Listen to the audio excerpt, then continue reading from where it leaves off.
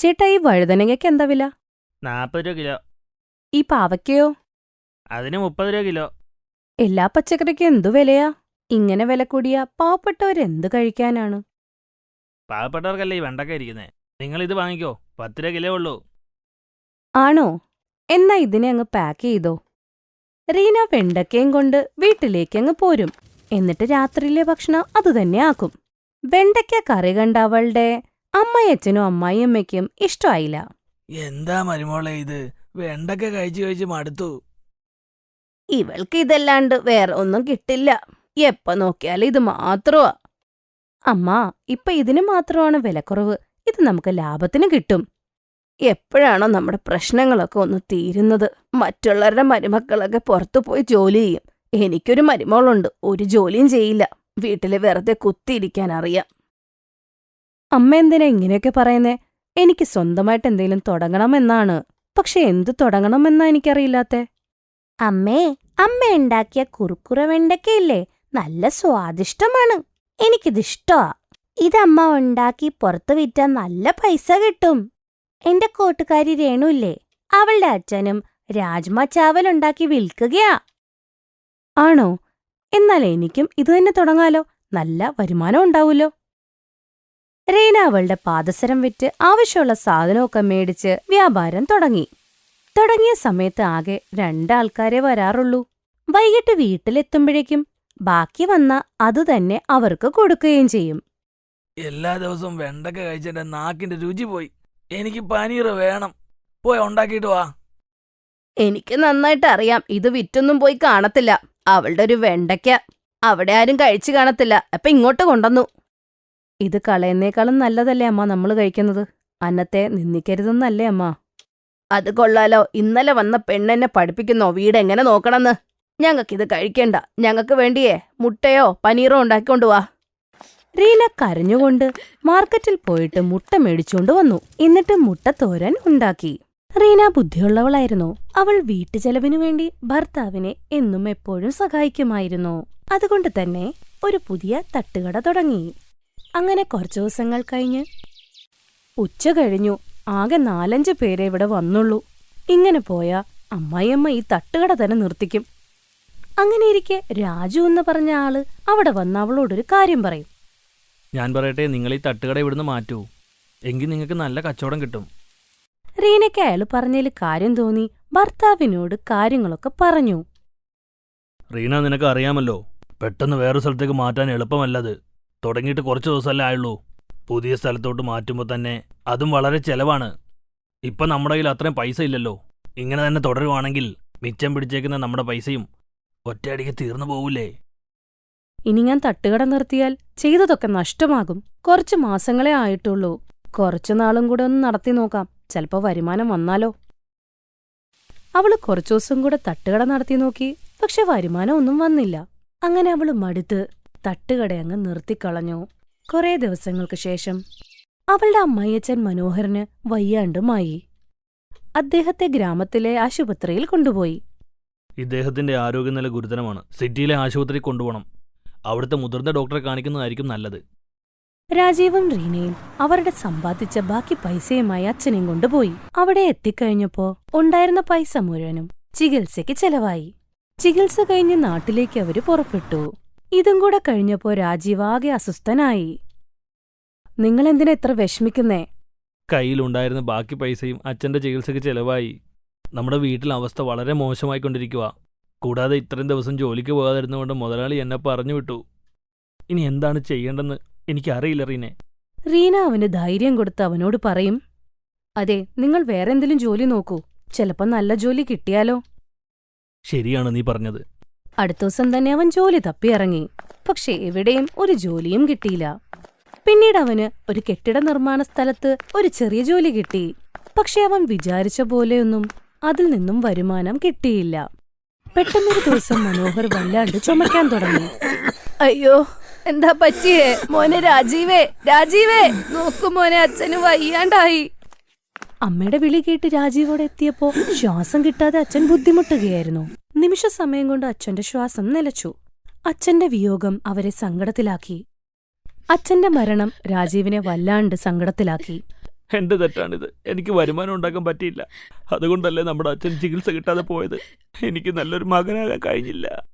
എന്തിനാ നിങ്ങൾ നിങ്ങളെ തന്നെ കുറ്റം പറയുന്നേ? അപ്പോഴേക്കും അവിടെ ആരോ വാതിലിൽ തട്ടും. നിന്റെ പേരാണോ രാജീവ്? അതെ സാർ, ഞാനാണ് രാജീവ്. ഡോ, പിടിക്കടവനെ. അല്ല, എന്താ സാർ ഞാൻ ചെയ്ത തെറ്റ്? മുതലാളിയുടെ സ്വർണ്ണമോതിരം കട്ടെടുത്തിട്ട് എന്താ സാർ ഞാൻ ചെയ്ത് തെറ്റെന്നോ? ഇല്ല സാർ, നിങ്ങൾക്ക് എന്തോ തെറ്റ് പറ്റിയതാണ്. എന്റെ ഭർത്താവ് അങ്ങനെ ചെയ്യില്ല. എന്റെ മകൻ അങ്ങനെയൊന്നും ചെയ്യില്ല. ഞങ്ങള് പാവപ്പെട്ടവരാണേലും മോഷ്ടിക്കില്ല. അപ്പൊ എത്രയും വലിയ മുതലാളി കള്ളം പറയുമെന്നാണോ? പോലീസ് രാജീവിനെ പിടിച്ചോണ്ട് പോകും.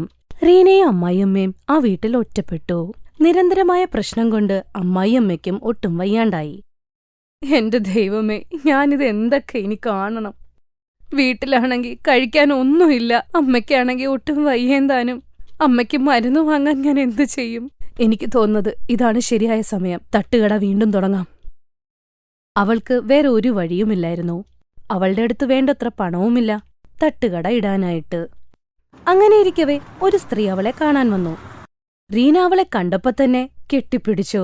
അത് വേറെ ആരുമല്ല, കുട്ടിക്കാലത്തെ കൂട്ടുകാരി പ്രേരണയായിരുന്നു. അവളെ കെട്ടിച്ചുവിട്ടത് നഗരത്തിലായിരുന്നു. കുറച്ചു ദിവസങ്ങൾക്ക് വേണ്ടി അവൾ നാട്ടിൽ വന്നതാണ്. റീന, നിനക്ക് ഓർമ്മയുണ്ടോ? സ്കൂളിൽ വരുമ്പോ നീ വെണ്ടയ്ക്ക കറി കൊണ്ടുവരുമായിരുന്നു. എന്ത് രുചിയാണ് അതിന്! നീ ഉണ്ടാക്കുന്ന വെണ്ടയ്ക്ക എന്ത് സ്വാദിഷ്ടമാ! ഇന്നെനിക്ക് ഉണ്ടാക്കി തരുവോടി?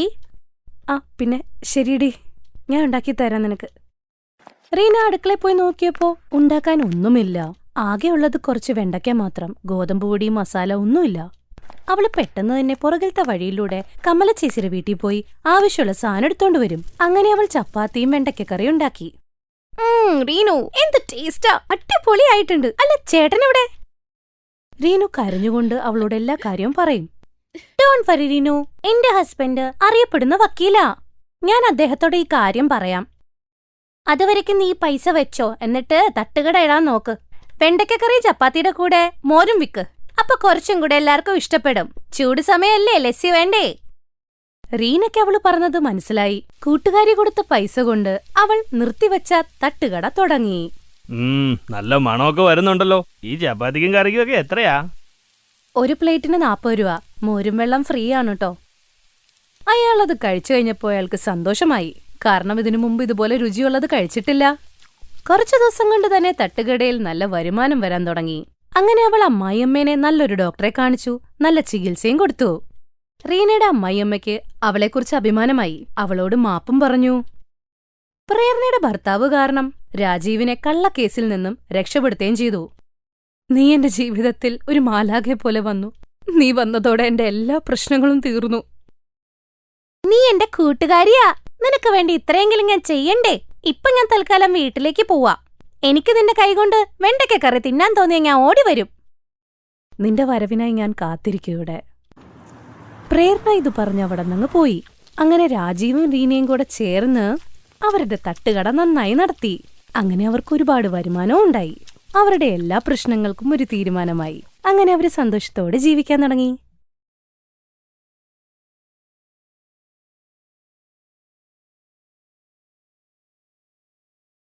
ଅତୁଲର ଜୀବନ ଛୁଆବେଳୁ ହିଁ ଦାରିଦ୍ରତାରେ ବିତିଲା। ଗରିବ ବିଧବା ମା ବାର ଦୁଆରେ ବାସନ ମାଜି ଘର ଚଳଉଥିଲା। ସେପଟେ ଅତୁଲ ଲୋକଙ୍କ ଜୋତା ପାଲିସ କରି ଟିକେ ଟଙ୍କା ରୋଜଗାର କଲା। କିଛି ସମୟ ପରେ ଜଣାପଡ଼ିଲା ଅତୁଲର ମାକୁ ଟିବି ହୋଇଯାଇଛି। ଆଉ ଏବେ ସେ ଖଟ ଧରିଦେଇ। ଅତୁଲ ଦିନ ରାତି ପରିଶ୍ରମ କରୁଥିଲା, ହେଲେ ତା ପରିଶ୍ରମର ଟଙ୍କା ତା ମାକୁ ବଞ୍ଚେଇ ପାରିଲାନି। ଆଉ ଦିନେ ତାର ମୃତ୍ୟୁ ହେଇଗଲା। ଏବେ 12 ବର୍ଷର ଅତୁଲ ଉପରେ 8 ବର୍ଷିଆ ଭଉଣୀ ନିଧିର ଦାୟିତ୍ୱ ଆସିଲା।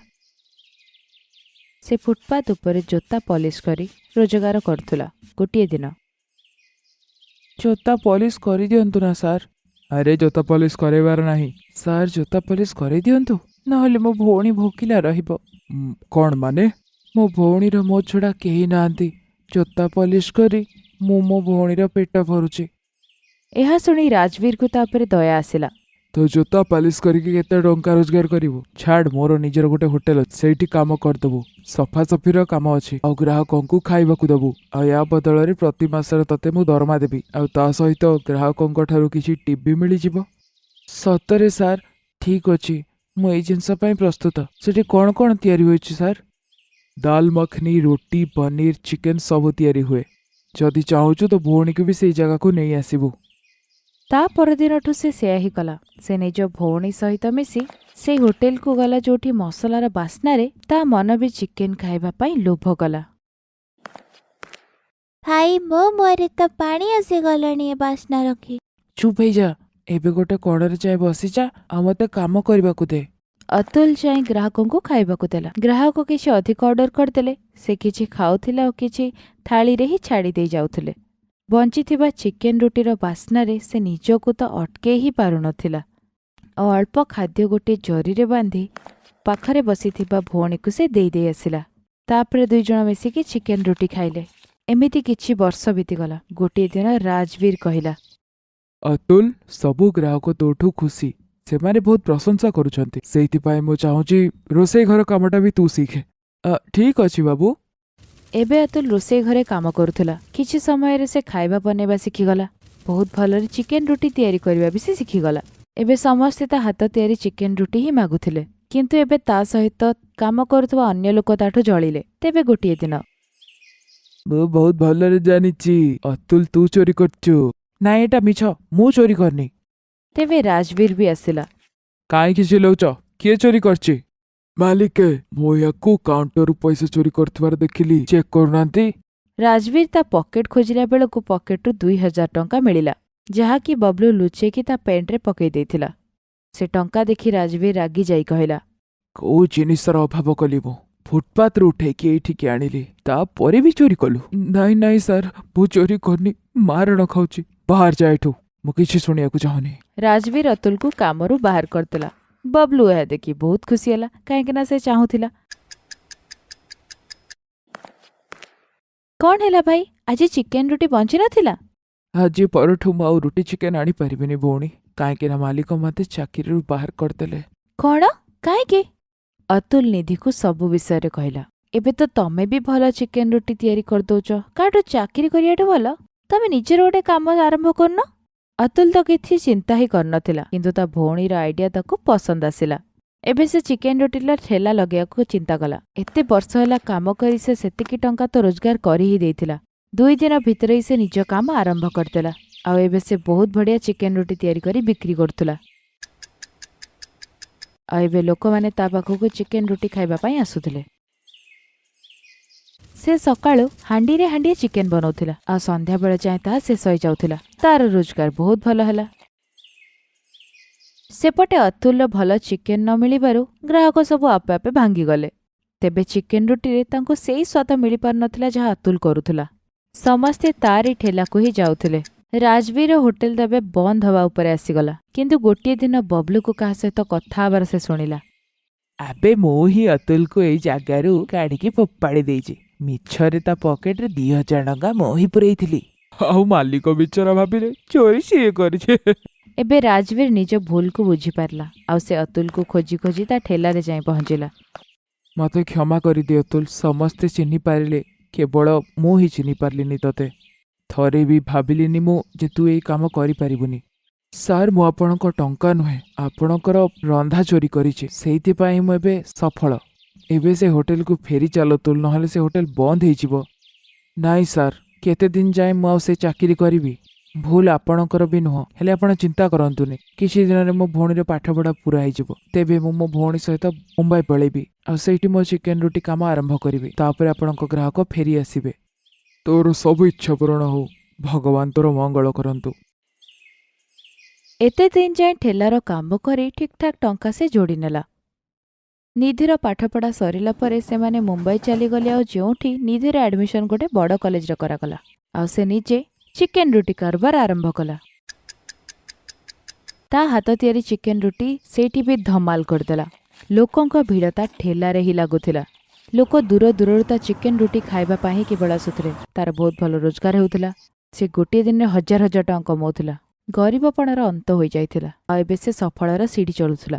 ଗୋଟିଏ ଗରିବ ଚିକେନ ରୁଟି ତିଆରି କରୁଥିବା ଲୋକର ଆଜି ମୁମ୍ବାଇ ଭଳି ବଡ଼ ସହରରେ ନିଜର ବଡ଼ ଘର ଆଉ ଗୋଟିଏ ବଡ଼ ହୋଟେଲ ଥିଲା। Thanks for watching.